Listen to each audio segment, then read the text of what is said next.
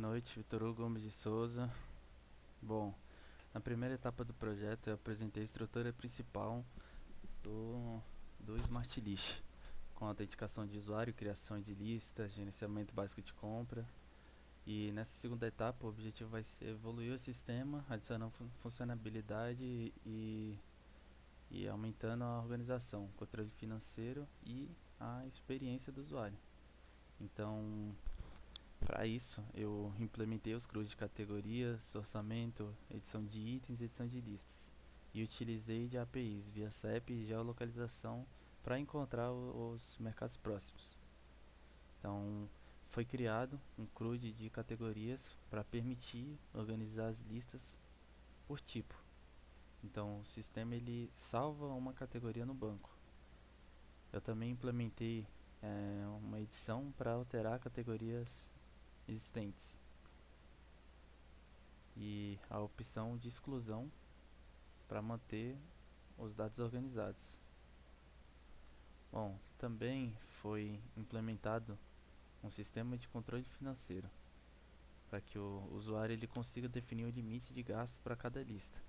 Então o orçamento é salvo junto da lista, né? O sistema ele calcula automaticamente quanto já foi gasto e quanto ainda resta. E assim ele mostra o orçamento, né? O orçamento total atual e o restante que o usuário possui. Antes os itens eram apenas adicionados e removidos. Agora o sistema permite editar sem excluir, né? Resultando num CRUD completo de itens.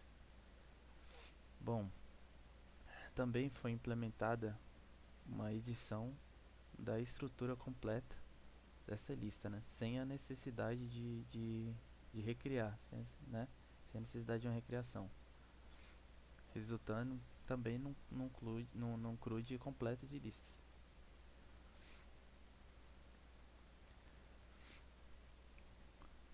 Bom,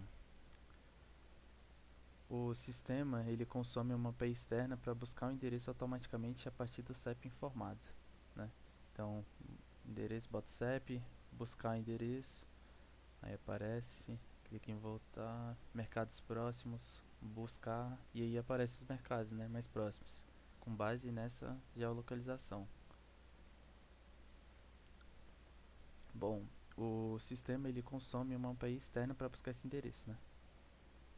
Então, com essas implementações, o Smart List deixou de ser apenas um gerenciador de listas, né?